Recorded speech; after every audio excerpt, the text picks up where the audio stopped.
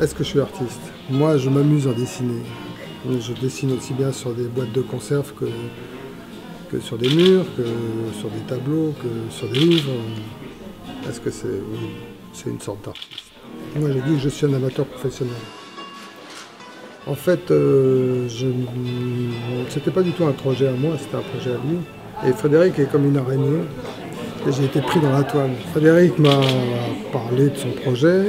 L'éditeur et le producteur m'ont parlé de ce projet. Et j'avoue que ça faisait peur quand même. En même temps, c'était quand même tentant. Parce que s'attaquer à un monument comme la Bible, c'est quand même pas si simple. D'autant que je ne suis pas du tout pratiquant ou croyant. Mais je connaissais bien sûr ces histoires parce que je les avais entendues quand j'étais enfant. 50 ans après, pourquoi pas essayer de les réécouter. Surtout raconté par Frédéric, c'était quand même écrit tellement bien. Abraham regarde le ciel étoilé. Il se souvient de la promesse. Ses enfants seront plus nombreux que les étoiles dans le ciel.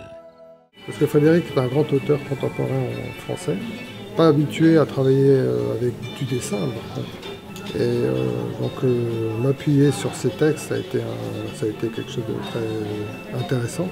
Et surtout on était très libre, lui était libre, très libre dans sa manière de raconter ses histoires. Moi je me suis senti aussi très libre dans la manière de les mettre en forme, de mettre en dessin et en animation.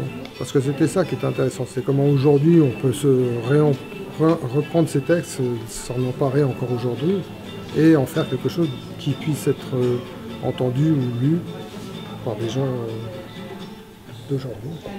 Certains ont élevé des animaux dans les champs. D'autres sont devenus jardiniers. Ils ont fait pousser toutes sortes de plantes délicieuses. C'est-à-dire que d'abord on a fait le livre. Ça c'est un travail plus artisanal. J'ai travaillé avec une assistante. À deux, on a fait plus de 1000 images. Je voulais avoir autant d'images pour pouvoir m'en servir pour faire le style de l'animation.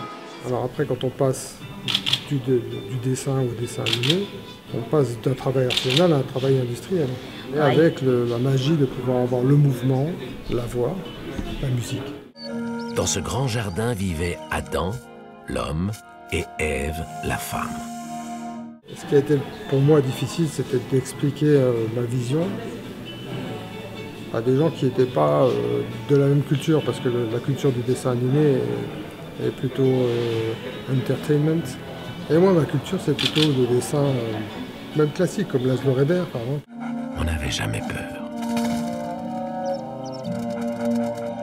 On n'avait jamais honte. C'était le paradis.